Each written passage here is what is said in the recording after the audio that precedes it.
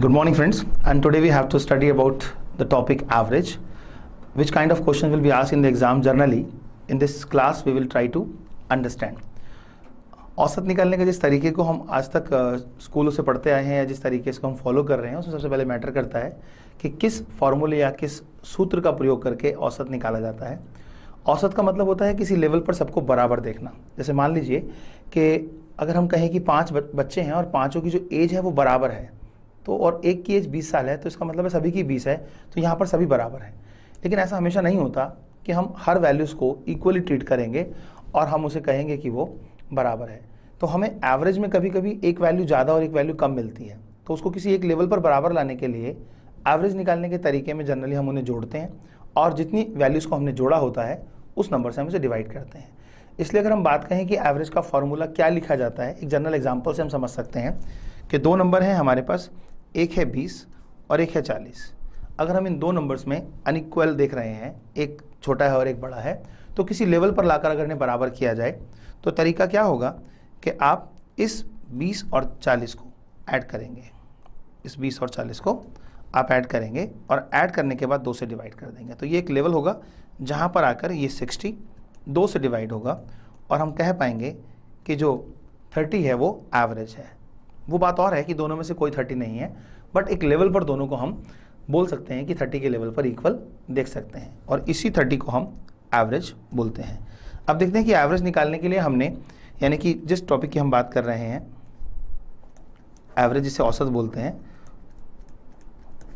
उसके लिए हमने क्या तरीका अपनाया। जो ऑब्जर्व हमने किया वो 20 और 40 था। सबसे पहले हमने उसे जोड़ा, इसलिए फॉर्मूले में हम सबसे पहले बात करते हैं कि some of the observation, some of the observation, जिसे हम हिंदी में कह सकते हैं कि आंकड़ों को हमने जोड़ा है। फिर हमने डिवाइड किससे किया, हमने डिवाइड किया 2 से, यानी कि 2 है हमारी 2 ऑब्जर्वेशंस, तो फॉर्मूला बनता है नंबर ऑफ ऑब्जर्वेशंस, यानी कि जोड़ने के बाद डिवाइड करने के बाद जो चीज़ हमारे पास आई वो क्या थी, 30। ये था हमारा एवरेज। तो इसलिए एवरेज का फॉर्मूला अगर आप कभी भी किताबों में देखेंगे तो आपको दिखाई देगा that is sum of the observations divided by number of observation.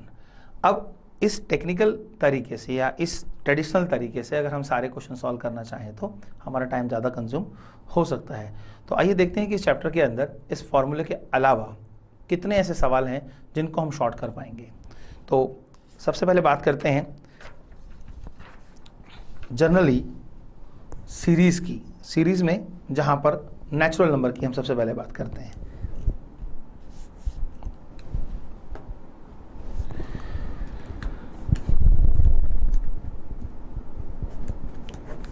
Average of series. सबसे पहले हम बात करें कि नेचुरल नंबर, जिसे हिंदी में प्राकृतिक संख्याएं बोला जाता है, जिनकी शुरुआत 1, 2, 3, 4, 5, 6 and so on an term तक अगर हो और हमें कैलकुलेट करना हो कि एन टर्म तक एवरेज क्या आएगा, तो यहाँ पर अगर आप किताबों में देखेंगे तो आपको सबसे पहले दिखाई देगा इसका सम निकालने का formula, that is n into n+1/2। और फिर क्योंकि एवरेज निकालने के लिए हमारे पास नंबर ऑफ ऑब्जर्वेशन जो है, नंबर ऑफ ऑब्जर्वेशन जो हैं वो n है, तो हम एवरेज निकालने के लिए क्या करेंगे, basically sum of the observation को नंबर ऑफ ऑब्जर्वेशन से डिवाइड करेंगे, मीन्स n इंटू n+1/2 और डिवाइड करने के लिए n नीचे। फाइनली हमारा आंसर हुआ n+1/2।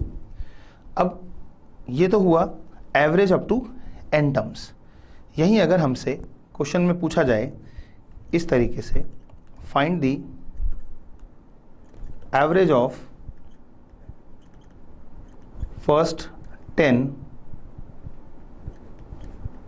नेचुरल नंबर्स, तो प्रथम 10 प्राकृत संख्याओं का औसतन मान पूछ रहा है।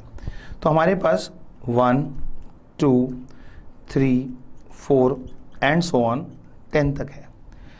अब तरीका ये कहता है कि हमारे पास n का मान 10 है, हम यहाँ पर n का मान पुट करें और आंसर निकाल लें। एक तरीका तो ये है कि हमने यहाँ पर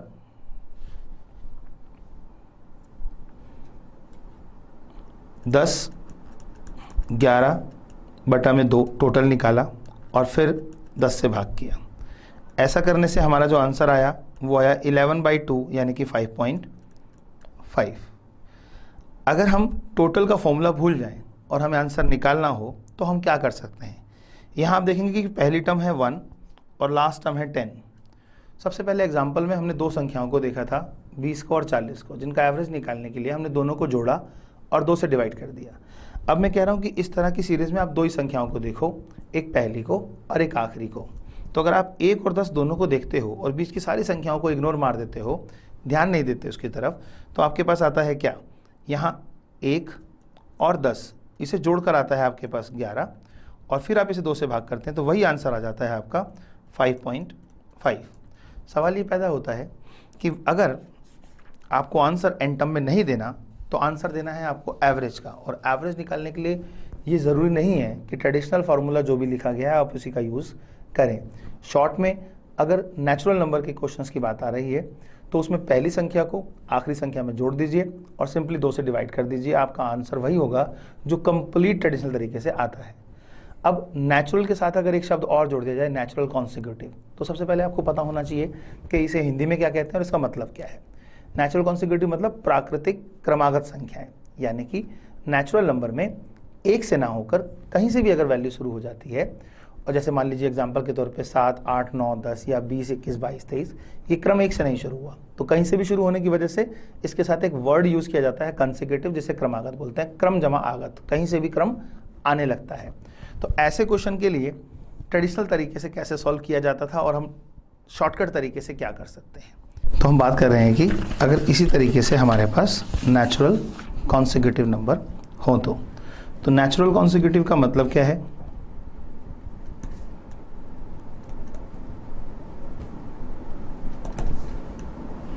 प्राकृत क्रमागत संख्याएं। प्राकृत क्रमागत संख्याएं जनरली हम उन्हें बोल रहे हैं जिसमें हमारे पास नेचुरल नंबर की सीरीज़ में से जो वैल्यूज़ हैं वो 1 से ना शुरू होकर कहीं से भी शुरू हो सकती हैं। For example 10, 11, 12, 13 and so on, 20, 21, 22, 23, 24। तो अगर हमारे को नेचुरल कॉन्सिक्यूटिव अर्थात प्राकृत क्रमागत संख्या के ऊपर क्वेश्चन पूछा गया तो हम उन नंबर्स को कैसे हैंडल करेंगे। सपोज एक सीरीज लिखी आती है आपके पास, फाइंड द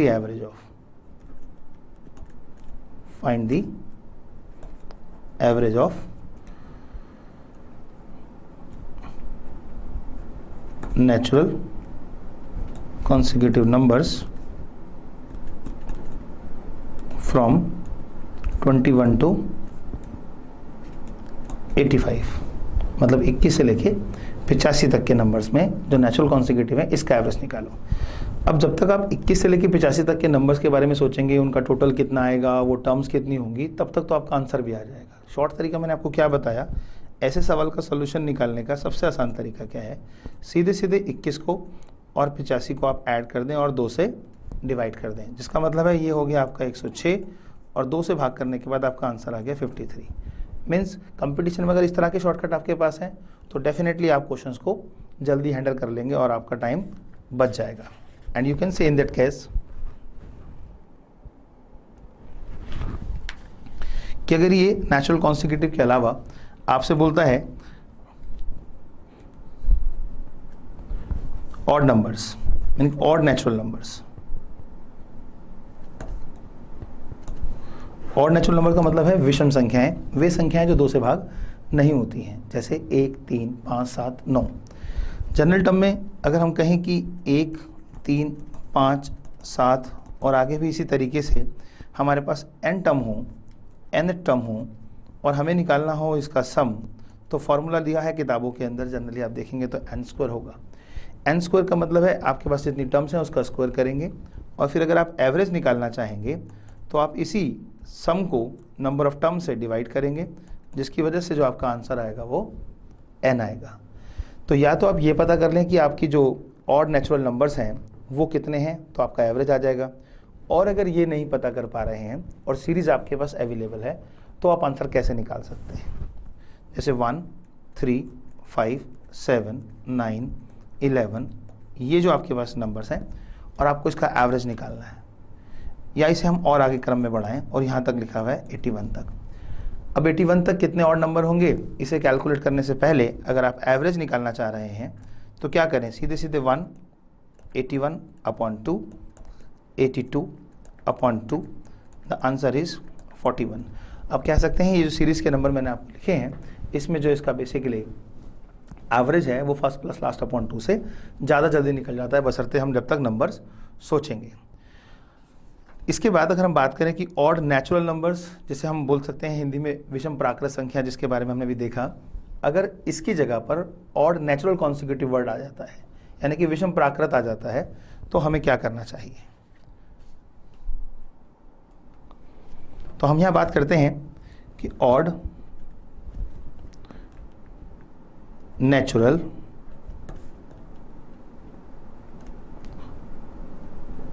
कॉन्सिक्यूटिव नंबर्स, अर्थात विषम प्राकृत क्रमागत संख्याएं।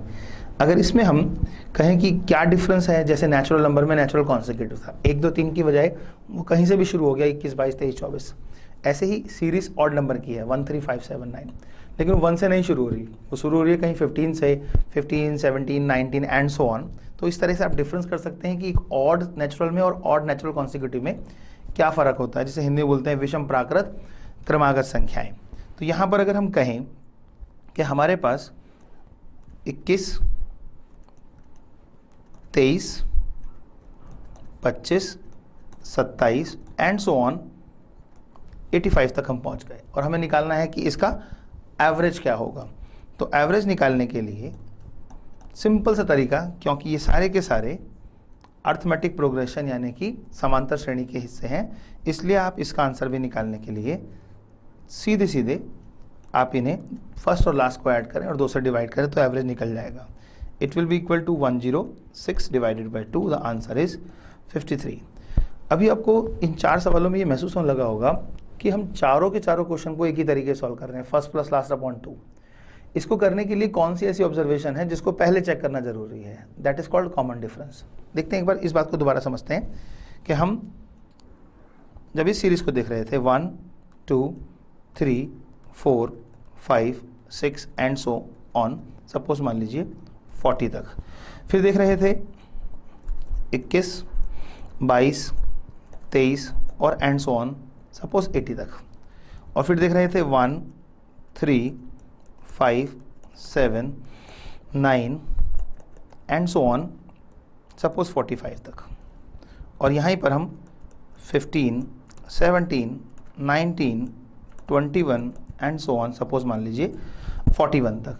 अब इन चारों के लिए एक ही तरीका हम अपना सकते हैं एवरेज निकालने का, क्या, first term plus last term upon 2। लेकिन उसके लिए ज़रूरी ये है कि ये काम कहाँ नहीं किया जा सकता और कहाँ किया जा सकता है।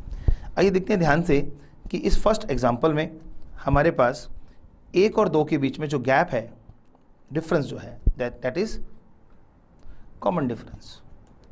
कैसे, 2 और 1 में डिफरेंस जो है वो 1 का है, और 3 और 2 में डिफरेंस है वो भी 1 का है, 4 और 3 में जो डिफरेंस है वो भी 1 का है। जब तक ये डिफरेंस कॉमन आता रहे और आपको लगे कि आपकी प्रोग्रेशन कॉमन डिफरेंस वाली है, तो वही अर्थमेटिक प्रोग्रेशन है। और उसी प्रोग्रेशन के अंदर आपको एवरेज निकालने के लिए क्या करना है, बेसिकली फर्स्ट और लास्ट टर्म को ऐड कर देना है और बाकी संख्याओं को छोड़कर सिंपली 2 से डिवाइड कर देना है, आंसर आएगा। यही ऑब्जर्वेशन आप सेकंड एग्जांपल में देखेंगे, वहाँ भी 21 से 22 1 बढ़ गया, 22 से 23 1 बढ़ गया, डिफरेंस 1 का ही है। अब आप जब थर्ड एग्जाम्पल में आते हैं तो थर्ड एग्जाम्पल में आपको डिफरेंस क्या मिलता है, 1 नहीं मिलता, 2 मिलता है, 3 में से 1 गया। इस थर्ड की बात करते हैं तो 3 में से 1 गया 2, 5 में से 3 गया 2, और फिर 7 में से 5 गया फिर 2। डिफरेंस तो अभी भी कॉमन है। कॉमन डिफरेंस का ये मतलब नहीं होता कि वो फिक्स हो गया कि वो 1 होगा। एक ऐसा डिफरेंस है जो हर बार सेम आना चाहिए, तभी तो वो कॉमन है, चाहे वो 2 का डिफरेंस हो, 3 का हो, 4 का हो या किसी भी नंबर का हो। अगर ये ऑब्जर्वेशन आप कर लेते हैं तो एवरेज निकालने के लिए ट्रेडिशनल मेथड को छोड़ सकते हैं, पहली और आखिरी संख्या को जोड़ सकते हैं और 2 से डिवाइड कर सकते हैं सिंपली। तो अगर हम ऑड के आगे चलें तो क्या हो सकता है, ऑड के बाद अगर हम देखते हैं तो हमें दिखाई देगा इवन।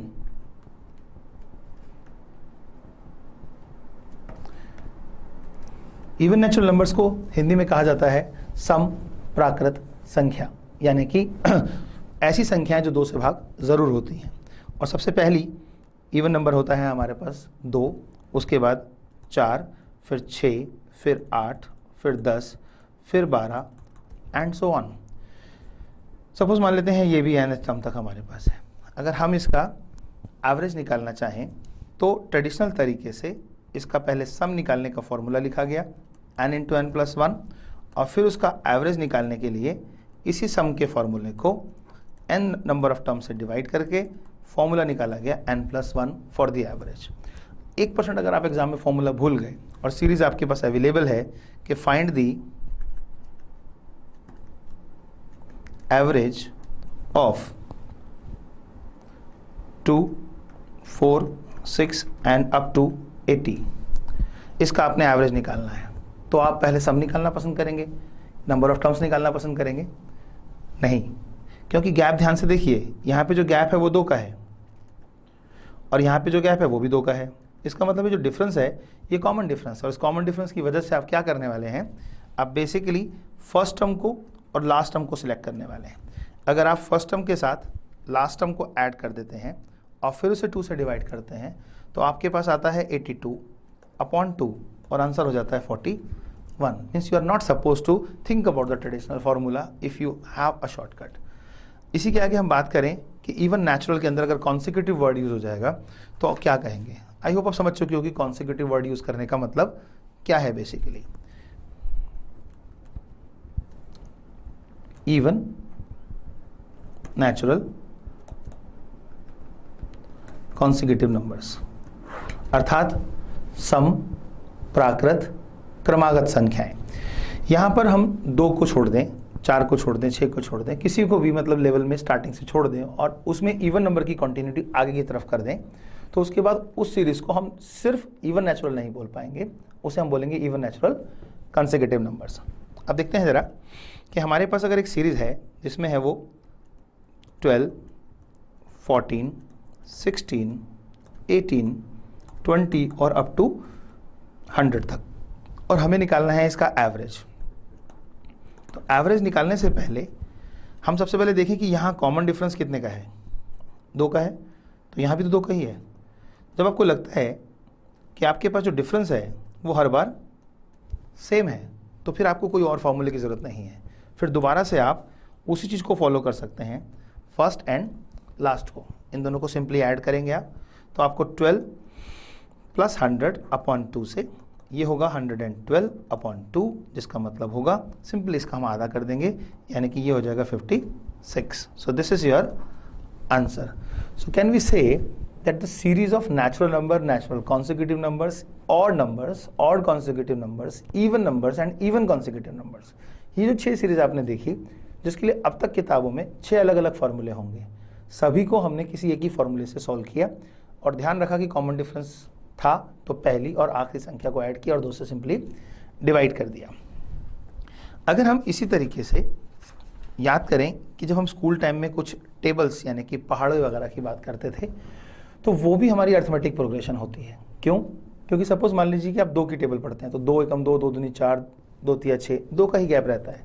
ऐसे ही अगर हम 2 को छोड़ देते हैं और मान लीजिए 7 की टेबल पढ़ते हैं तो 7 एकम 7, 7 दूनी 14, 7 तिया 21, अगर मैं इसको लिखूं टेबल ऑफ 7 तो वो सीरीज क्या बनेगी, 7, 14, 21, 28, 35 एंड सो ऑन। अगर आप ध्यान से देखें तो यहाँ गैप कितने का है, 7 की टेबल है, 7 का गैप होना कंपलसरी है, इसलिए हर स्टेप में आपको 7 का ही गैप दिखाई देगा। तो अगर आप किसी भी पर्टिकुलर नंबर की किसी टेबल को पढ़ने की बात करते हैं तो उसमें जो कॉमन डिफरेंस मिलेगा वही नंबर मिलेगा जिसकी वो टेबल है। तो कॉमन डिफरेंस होने का मतलब हो गया कि हमारा फॉर्मूला फिर सेम हो गया, फर्स्ट प्लस लास्ट अपॉन 2।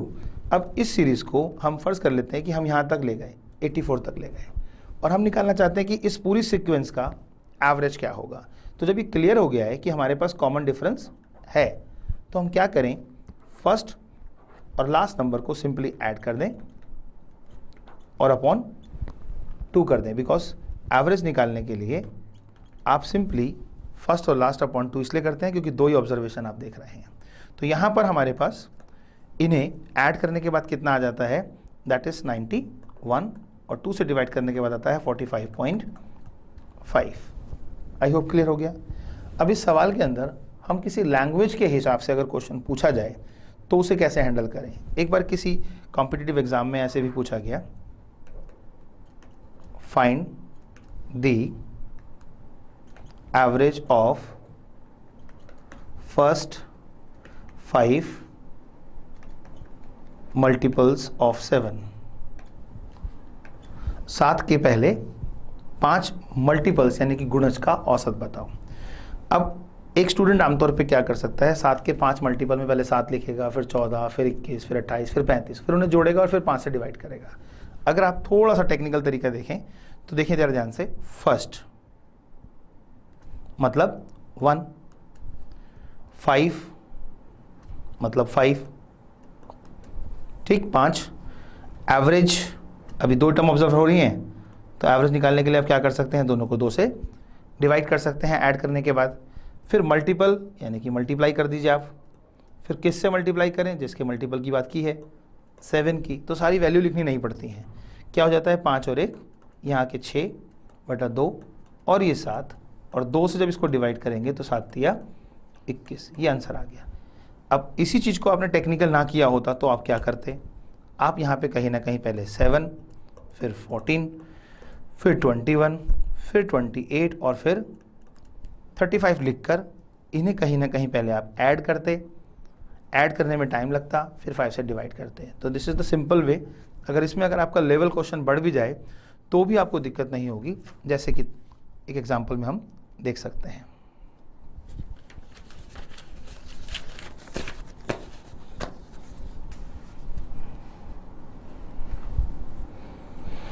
जैसे बोलता है, find the average of first 25 multiples of 13, मतलब 13 के पहले 25 गुणज का औसत निकालो। 13 के 25 मल्टीपल तक का पढ़ा तो हमने कभी याद भी नहीं किया। अब अगर नंबर ऑफ टर्म्स लिखनी पड़ जाए तो पहले 13, फिर 26, फिर 39, कभी कभी तो स्टूडेंट को 13 की टेबल भी याद नहीं होती, तो ऐसे में वो 13 टेंजा में ही प्रॉब्लम होगी, तो फिर 25 मल्टीपल लिखने में तो बहुत प्रॉब्लम होगी। तो आइए देखें कि जो पिछले क्वेश्चन में हमने टेक्निकल तरीके से सॉल्व किया, अगर उसी चीज़ को फॉलो किया जाए तो कितने आराम से आंसर निकल सकता है। तो यहाँ पे लिखा है फर्स्ट, मतलब फर्स्ट का मतलब 1,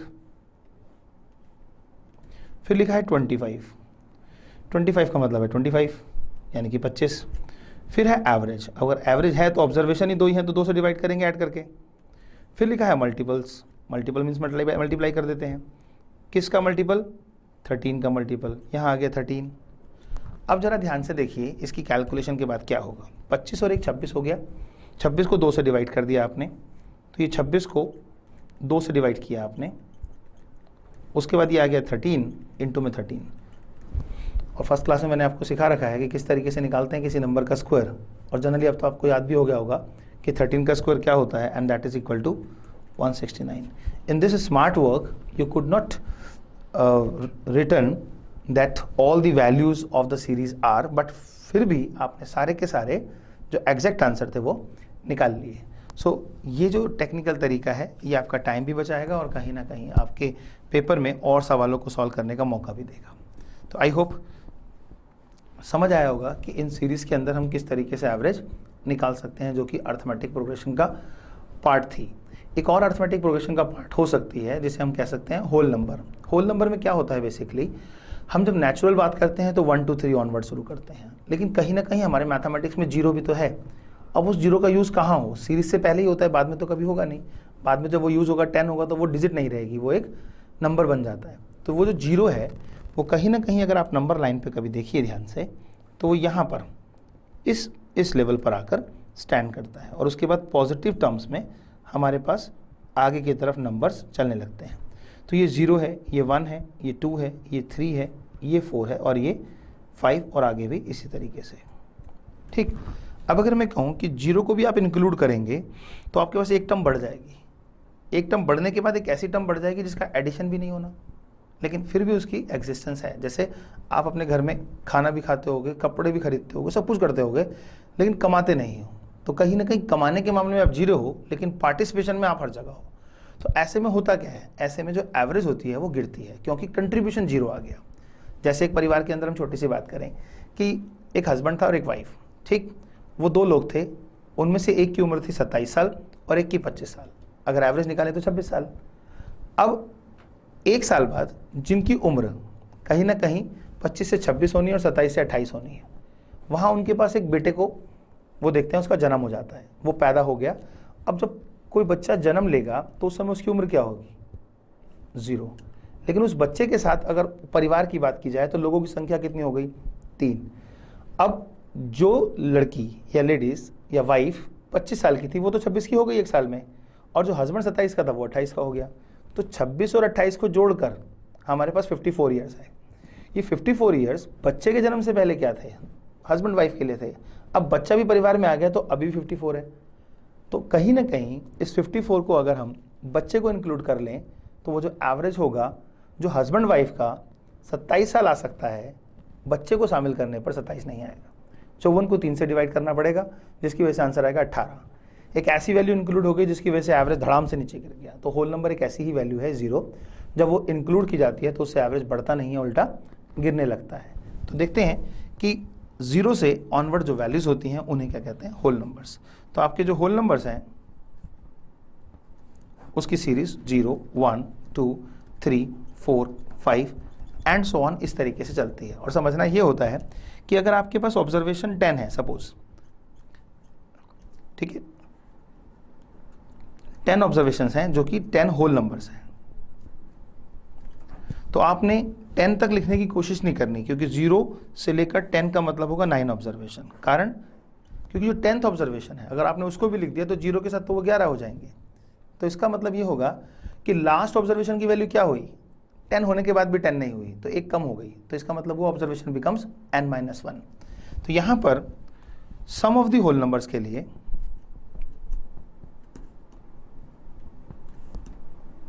जो फॉर्मूला लिखा गया है वो है n × n-1/2। और अगर हम इसका एवरेज निकालने की बात करें तो वो होगा n × n-1/2 और डिवाइड होगा n से। तो आपका जो आंसर आएगा वो आएगा n-1/2। ये तो हो सकता है कि जब नंबर ऑफ ऑब्जर्वेशन ना दी हो, लेकिन अगर आपके पास ऑब्जर्वेशंस हों n टर्म्स में ना हो, ठीक, n की वैल्यू आपको पता हो कि कितनी ऑब्जर्वेशन है, तो आंसर निकालने के लिए इतना कुछ करने की ज़रूरत नहीं है। क्या करना चाहिए, आइए सिंपल सा तरीका देखते हैं, how to find out the answer. Find the average of first 15 whole numbers. अब आपको यहां पर फर्स्ट में 1 नहीं लिख सकते आप, क्योंकि होल नंबर है, तो होल नंबर में आपकी जो फर्स्ट ऑब्जर्वेशन होगी वो 0 होगी, ठीक। और 15 ऑब्जर्वेशन है, तो जो 15th ऑब्जर्वेशन है वो 15th नहीं होगी, जैसा कि मैंने अभी कहा था कि 10 नहीं होगा तो 9 होगा। तो आपकी जो लास्ट ऑब्जर्वेशन हो जाएगी, इसे हम बोल सकते हैं फर्स्ट, और देखते हैं लास्ट क्या होगा। लास्ट होगा, अगर ये 15 है तो इसमें से एक कम किया, कितना आ गया, 14। तो लास्ट ऑब्जर्वेशन हो गई आपकी 14। अब आप निकालना चाहते हैं क्या, एवरेज। तो 0 में अगर आप 14 ऐड भी कर देंगे तो कौन सा कुछ प्रॉब्लम होगा, कुछ नहीं, 14 का 14 ही रहेगा और आंसर आएगा 7। I hope understood how to find out the average of the whole numbers. इन सीरीज के अलावा अगर हम बात करें कि एवरेज निकालते समय और किस किस तरह की प्रॉब्लम आ सकती है, किस किस तरह के क्वेश्चंस आ सकते हैं, तो देखते हैं कि एक एक्सेप्शनल केस होता है एवरेज के अंदर, जिसे हम बोलते हैं एवरेज स्पीड। आमतौर पे स्टूडेंट एवरेज पढ़ने के बाद ये गलती कर बैठता है, क्योंकि एवरेज लिखा हुआ है और एवरेज स्पीड का मतलब है स्पीड की प्रॉब्लम है। स्पीड निकालने के लिए हमेशा ज़रूरत पड़ती है डिस्टेंस और टाइम की। अगर आपसे यूँ कहा जाए, जो टाइम एंड डिस्टेंस का क्वेश्चन नहीं है, एवरेज स्पीड का क्वेश्चन नहीं है, सिर्फ एक बच्चे की उम्र 20 साल है और दूसरे की 30 साल, तो दोनों का एवरेज क्या होगा। इतने सारे एग्जांपल के बाद आप आराम से कह सकते हैं सर 20 और 30 को जोड़ दीजिए, सीधा 50 होगा, 2 से डिवाइड करेंगे 25 आंसर आ जाएगा। इस बात का फायदा उठा के एग्जामिनर क्या करता है, आपसे एक सवाल पूछता है जिसमें एज ना होकर एवरेज स्पीड का क्वेश्चन बनता है। जिसमें वो कहता है कि a person goes at the rate of 20 kilometre per hour. एक आदमी 20 किलोमीटर प्रति घंटे गति से कहीं गया और फिर जब वो वापस आया तो उसकी जो स्पीड थी वो 30 किलोमीटर प्रति घंटा थी, and comes back at the rate of 30 kilometre per hour. तो अगर आप इसकी एवरेज स्पीड निकालोगे तो क्या करना होगा आपको, 20 और 30 को जोड़कर जैसी दो से आपने डिवाइड किया तो समझ लीजिए आप फेल हो गए। ये तरीका आप नहीं लगा सकते। यहाँ पर इस तरह की एवरेज स्पीड को सॉल्व करने के लिए कहीं ना कहीं मैथमेटिक्स में कोई शॉर्टकट फॉर्मूला लिखा हुआ है। वो शॉर्टकट फॉर्मूला अगर हम थोड़ी देर के लिए यूँ समझें कि हमारे पास एवरेज स्पीड अगर एक प्रॉब्लम है तो वो शॉर्टकट फॉर्मूला बना कैसे और उसका यूज़ कैसे कर सकते हैं। एवरेज स्पीड का मतलब है पहले हम इंपॉर्टेंस दें स्पीड को, और स्पीड को इंपॉर्टेंस देने का मतलब होता है हमें चाहिए डिस्टेंस और टाइम। अब speed is equal to distance upon time होता है, स्कूल टाइम से हम पढ़ के आ रहे हैं, लेकिन डिस्टेंस और टाइम के अलावा इस एवरेज की वजह से और क्या करना पड़ेगा। हम इस लाइन को थोड़ा सा और बड़ा करेंगे, यहाँ पर आ जाएगा हमारा total distance upon total time. तो सिर्फ डिस्टेंस से काम नहीं चलेगा, सारा डिस्टेंस लेना पड़ेगा, सारा टाइम लेना पड़ेगा, तब जाके एवरेज स्पीड निकलेगी। देखते हैं किस तरह का सवाल होगा और सॉल्व कैसे किया जा सकता है।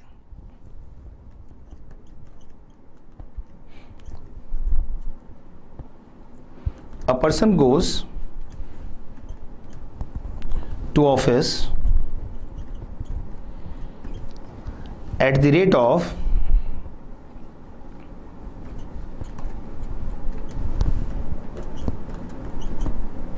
20 kilometer per hour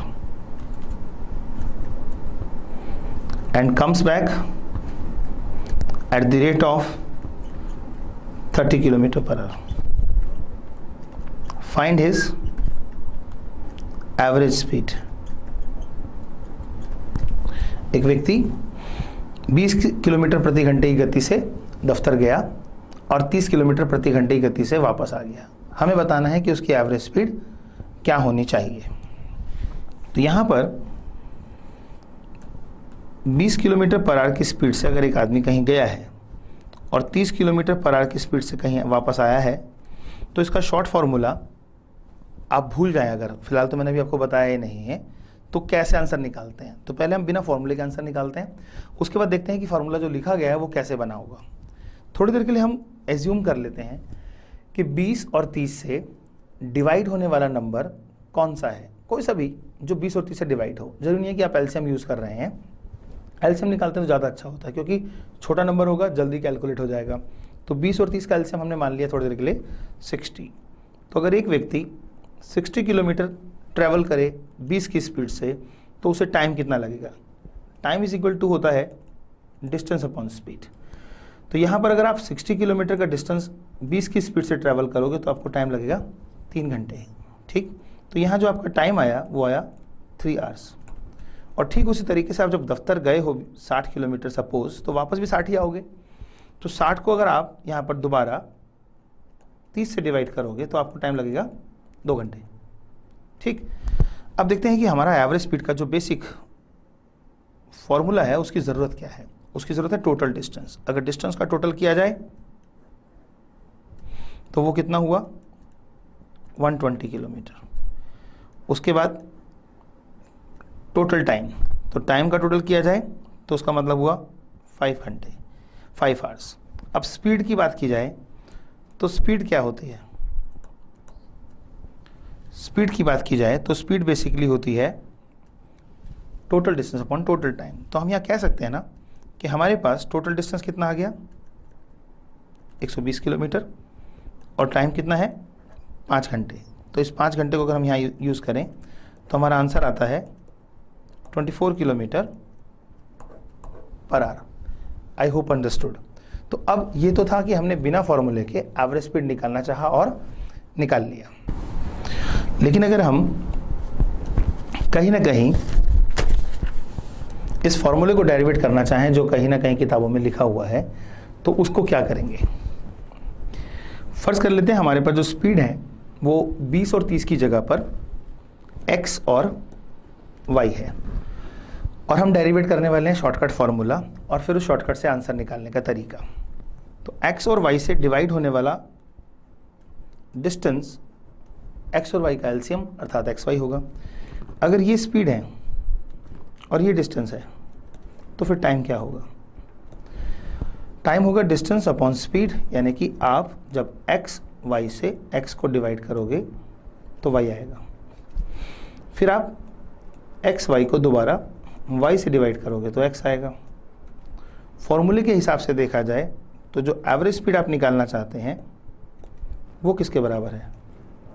total distance अर्थात xy और xy 2xy, और टोटल टाइम मतलब x plus y, and this is the formula written in books to find out the average speed when distance is same। अगर दूरी बराबर है तो average speed कैसे कैलकुलेट की जाए। अब सवाल पैदा होता है कि दो स्पीड के लिए फॉर्मूला हो गया, और पिछले क्वेश्चन में जैसे कि हमारे पास स्पीड 1 जो थी जिसका मतलब x था वो था हमारा 20 किलोमीटर पर आवर, और स्पीड 2 जो थी जिसका मतलब y हो गया यहाँ पर वो है हमारे पास 30 किलोमीटर पर आवर। अब टाइम बचाने के लिए इसका यूज़ कैसे करें, आइए देखते हैं। x और y की वैल्यू हम जब सब्स्टिट्यूट करेंगे तो 2 इंटू में x का मान हमारे पास ये है 20, हमने यहाँ 20 लिख दिया, और y का मान हमारे पास है 30, तो हमने यहाँ 30 लिख दिया। 20 और 30 को नीचे x प्लस y यानी कि जोड़ना है, तो ये हो गया 50।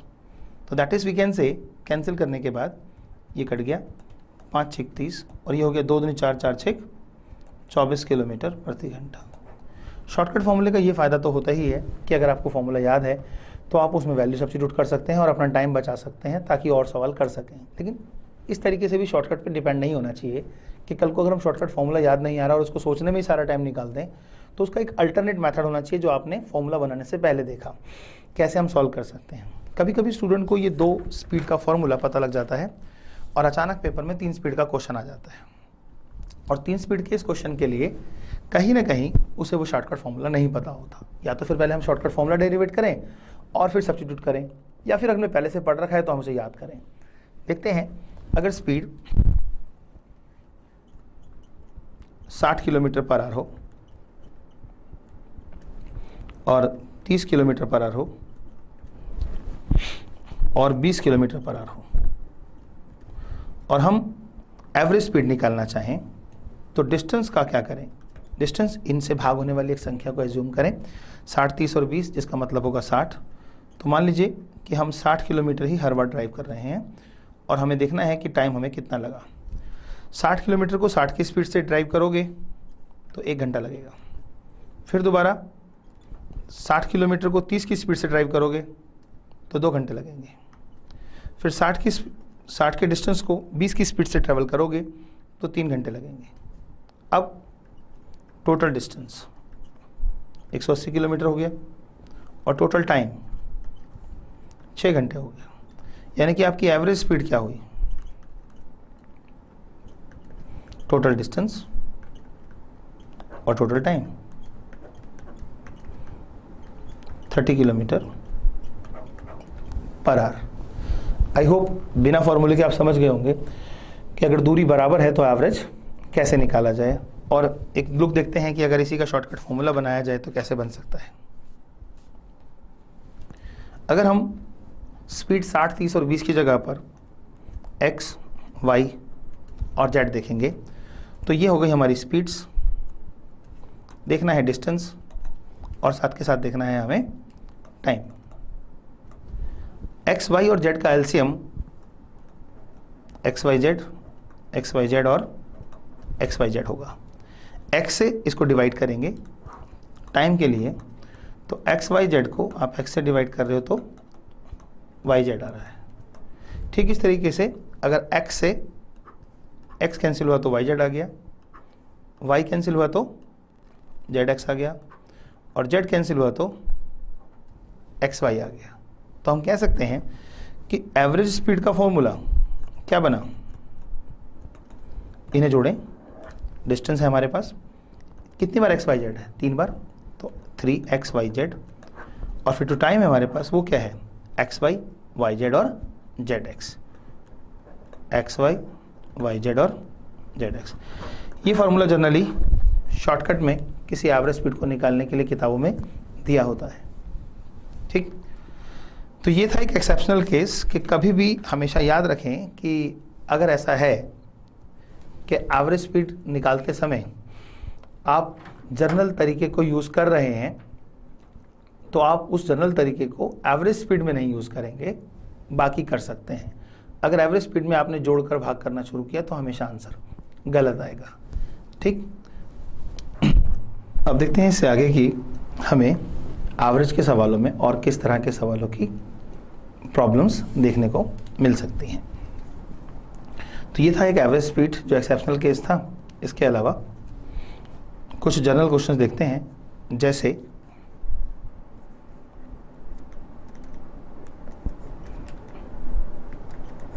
Prime numbers.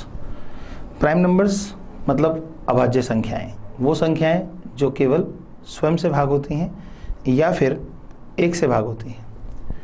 उदाहरण के तौर पर अगर हम कहें कि 2, 3, 5, 7, 11, 13, 17, 19, 23, 29।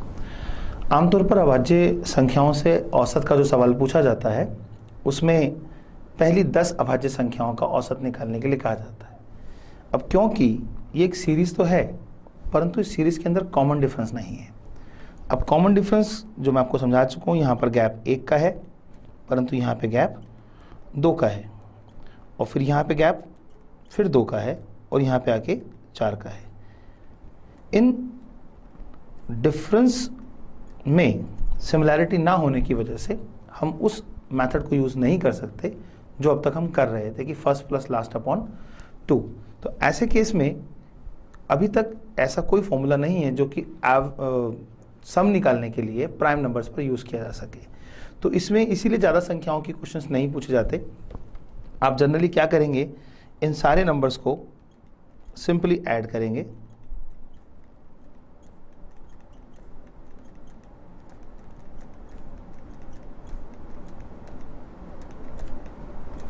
और 10 नंबर होने की वजह से 10 से डिवाइड कर देंगे। तो इसका जो टोटल आपके पास आएगा वो आएगा 129 और 10 से डिवाइड करने के बाद आंसर आएगा 12.9। इस सवाल में अगर आप थोड़ा सा मैं आपकी हेल्प करना चाहूँ तो ये कि जो 10th प्राइम नंबर है उसे आप याद कर लें।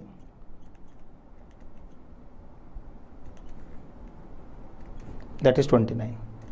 ठीक, और अब ध्यान से देखिए टोटल क्या है। ये टोटल है 100 प्लस 29 और 10 का स्क्वायर क्या होता है 100। तो आपको सीधे सीधे याद हो जाएगा 10 का स्क्वायर प्लस 29 इनका टोटल आएगा और 10 से डिवाइड कर देंगे। तो ये हो जाएगा आपके पास 100 plus 29 upon 10 and that answer is equal to 129 upon 10 और इज इक्वल टू 12.9। मतलब जो जोड़ने में आपका टाइम खराब हो सकता है वो आप बचाना चाहो तो केवल फर्स्ट 10 ऑब्जर्वेशन के लिए पॉसिबल है। ये एक यूनिवर्सल फार्मूला नहीं है कि आप हमेशा उसे फॉलो कर सकें। जनरली क्वेश्चन 10 तक पूछा जाता है तो इसलिए आप इसे शॉर्ट वे में याद कर सकते हैं। अब आती है बात average of prime factors.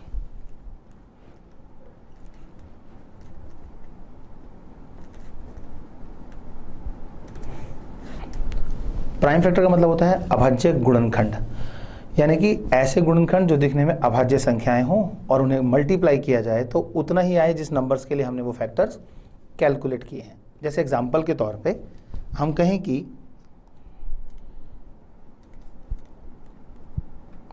Prime factors of 60, यानी कि ऐसी अभाज्य संख्याएं जिन्हें मल्टीप्लाई करने पे 60 आए। तो 60 को हम फैक्टराइज करेंगे। पहले 2 पे 30 हो गया, फिर 2 से 15 हो गया, फिर 3 से 5 हो गया और फिर 5 से 1 हो गया। मीन्स ये जो आपको नंबर दिख रहे हैं 2, 2, 3 एंड 5, इसका अगर आप एवरेज निकालते हैं तो वो होगा आपका average of prime factors. Means 2 plus 2 plus 3 plus 5 upon, क्योंकि आपने 4 ऑब्जर्वेशंस ऐड की हैं इसलिए आप 4 से डिवाइड करेंगे और ये होगा 2 दूनी 4, 2 और 2 4, 4 और 3 7, 7 और 5 12 divided by 4 and that is equal to 3 is your answer.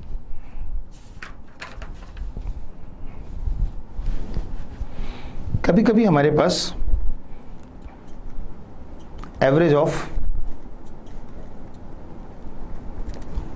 All factors की प्रॉब्लम आती है।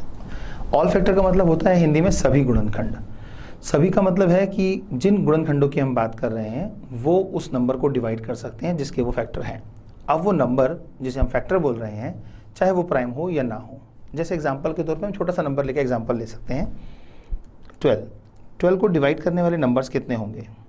1 2 3 4 6 और 12 इटसेल्फ। और भी कोई नंबर भाग कर सकता है क्या? ध्यान से देखिए, नहीं। अब ये हैं ऑल फैक्टर्स। ऑल फैक्टर्स में अगर हम देखें कि 12 को डिवाइड करने वाले कितने नंबर हैं, अगर आप इन्हें काउंट करें तो 1 2 3 4 5 और फिर 6। इन 6 नंबर्स को आपने ओरली सोचा क्योंकि नंबर 12 जो था वो बहुत छोटा नंबर था।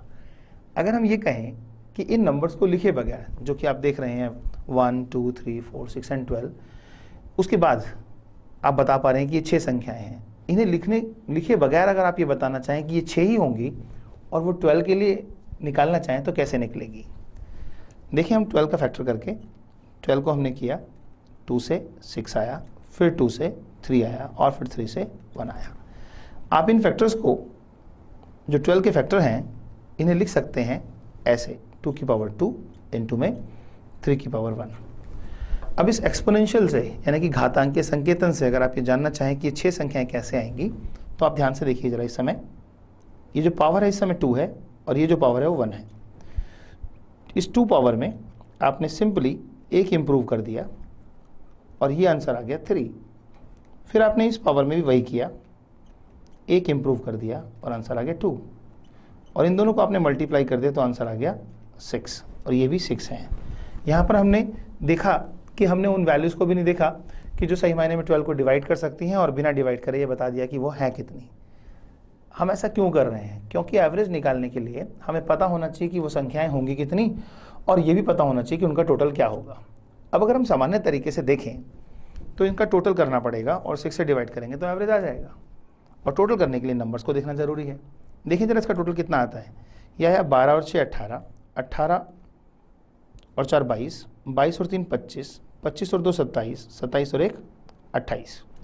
यानी कि ये जो टोटल आया 12 6 18 और 4 22 और 3 25 और 3 28, ये जो 28 है इसे आप बोल सकते हैं सम यानी कि जोड़। और नंबर ऑफ टर्म्स आपके पास हैं 6, तो आपका एवरेज क्या होना चाहिए? 28/6, मतलब 2 से भाग करने के बाद 14/3। और या आप इसे और सॉल्व करना चाहें तो 3 चौक 12 सही 2/3। This is your answer. ठीक, अब इस आंसर तक पहुंचने के लिए आपको नंबर ऑफ ऑब्जर्वेशन भी पता करनी पड़ी, उन वैल्यूज़ को देखना भी पड़ा, उन्हें टोटल भी करना पड़ा और तब जाके आंसर आया। अब हम चाहते हैं कि हमें इन नंबर्स को 1 2 3 4 6 और 12 को देखना भी ना पड़े और आंसर आ जाए। देखिए इसी सवाल को टेक्निकल तरीके से हम कैसे सॉल्व कर सकते हैं।